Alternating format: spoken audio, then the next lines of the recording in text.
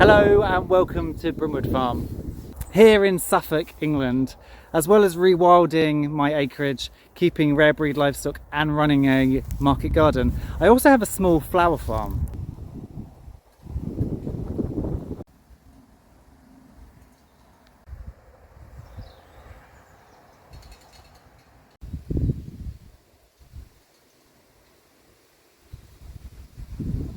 Now it's October and that means everything is starting to go to bed. Here in my area of the world, I'm probably still got a month before the first frosts, but of course plants are winding down. They're not growing as proficiently, and once you cut a flower, it's not going to regrow and put up new stems. So I wanted to show you the flower patch and talk a little bit about how the year has gone in terms of selling flowers, profit, what's worked well, etc.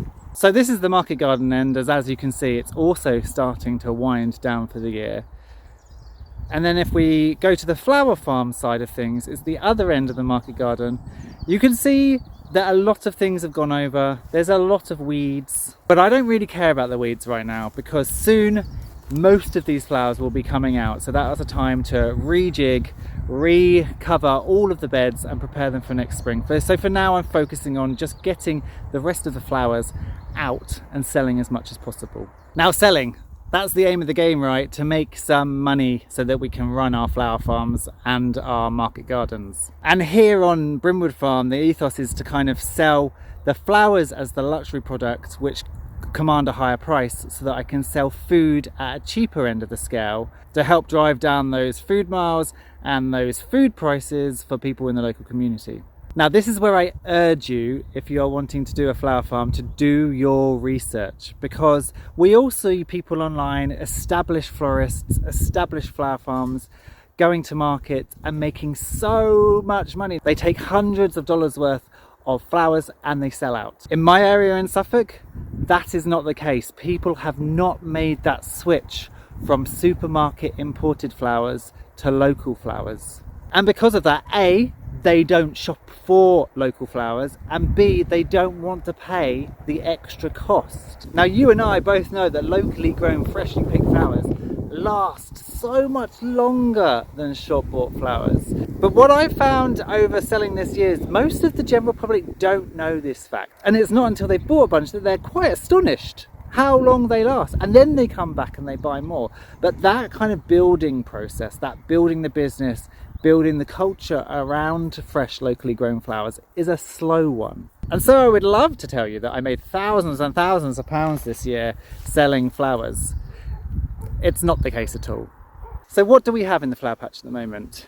Well, we have a lot of weeds. Down here, I stole this idea from Serena and Ian at the Can't Eat the Grass, and these are my glads, and I put them in boxes. So they are literally just in wooden they're actually in wooden boxes. And you can see they're doing all right. And here's another flower spike on this one. Now I have had massive issue this year with the glads in that, and there's a perfect example of it here, slugs. Slugs have not been eating the leaves, but they've been climbing up and eating the stems. And here you can see this beautiful spike ready to come off, but they've climbed up and they've eaten through the spike here. I'll also often go to pick one, and I'm wondering whether there's one over here. And they climb all the way up the stems and they get into the flowers and eat the flowers out. So you think you've got a beautiful stem of glad to pick, and then you find that all the flowers have been eaten out by slugs. I think that's possibly because I did try and successional and plant them down here. They just got eviscerated by slugs. These ones in the boxes, and I've only got 60 bulbs, so there's only 2 boxes here, have done a lot better. Behind them we have a patch of straw flower, helichrysum. Listen to that. I've been a lot better this year at harvesting them to dry. Some of them have opened up already, and these, I need to pick these to hang these. Ideally, when I use them in bouquets, I use them at this stage, before they fully opened up. But you can use them at this stage. They still hold their shape well, and I still use them as dried flowers at this stage as well. Then we have my anemone patch, which is weeds. Last year, I didn't dig up my anemones, I left them in the ground. They did far, far better. So I will weed this patch, but I will leave the anemones in the ground to overwinter. Then this is a massive mess. This was, as you can see, Sweet Williams, but they have self-seeded themselves. So all of this is self-sown. So when it comes to prepping the garden ready for winter, I will carve out the beds again, but I will leave the long strip of self-seeded Sweet Williams in the middle. The same is said for these next door of the cornflowers.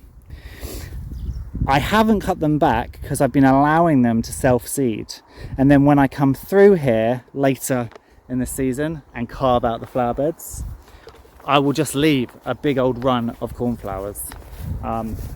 It reduces my workload, and also it means I've got an early flush of crop because they come on a lot earlier than the seeds that if you sow later in the year, or I found transplant. Even if I put some hardy annual cornflower seeds on now to grow as transplants and then plug plants, I would still find that these, where they've sown into the ground, will grow faster, stronger, better flowers.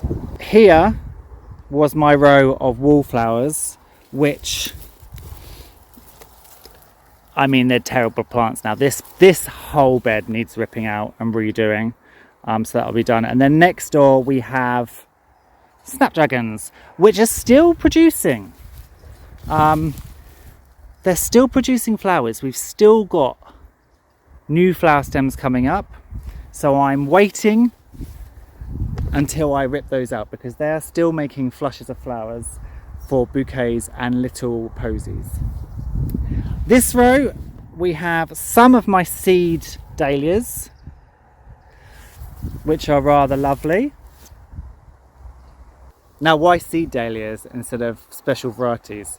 Because I am terrible at overwintering them. So with the seed dahlia, you'll see when I dig these up later in the season, they actually within one season make a very decent tuber. But the cost of them for a packet of seeds is a few quid as compared to one tuber, which could be £3 or £4. And I just can't spend that money on individual tubers when I do not have the process of overwintering them down to a T. I'm going to lose a lot of them and I can't afford to lose them. I'm also actually not a massive fan of dahlias for cut flowers. Unless you pick them at exactly the right moment, they drop their flowers, they drop their petals too quickly. So for me, this works better. I will dig all of these tubers up, and I'm going to try this year moving them to the polytunnel and actually planting them in the polytunnel. My friend does it and she gets a fantastic display of early dahlias. So I'm going to move these tuber dahlias, and then there's some more just over here. I'm going to move them into the polytunnel this year, overwinter them in there. I'm still going to grow more dahlias from seed next year, which I'll put outside, and then we can compare how the ones in the polytunnel do to the ones outside. My ranunculus bed is next to it, and we've got some amaranth in here at the moment that I've overlaid. And in exactly the same way as I did with the anemones, I'm not digging out the ranunculus, I'm leaving them in. They did so much better. The ones that were left in and overwintered in the ground did so much better than the ones that I freshly grew on and then transplanted. So they're going to be staying in the ground. And in fact, I have actually had a few ranunculus blooms lately. For some reason, they suddenly decided to start flowering again. Down at the end of this bed is some eryngium, or known as sea holly, which I thought I'd killed. I put plants in here last year. It got smothered in all of this grass, I thought nothing had survived, but they have. So I've just left them for now. They're perennials, they will keep coming back, and so I've left them to do their thing. Then the next bed is some statice. I did more statice than ever this year. Not a whole bed, but quite a bit. It's starting to go over, but look at that. Look at this colour. Isn't that beautiful? So statice, and then that leads on to some more amaranth. Then I have some marigolds.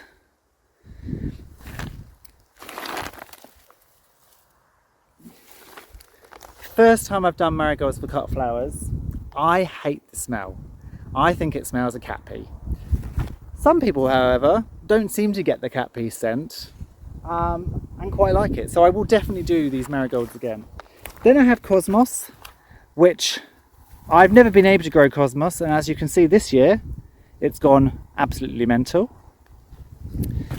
And then I have, as I showed you earlier, I've got some more seed dahlias, a little bit of amaranth.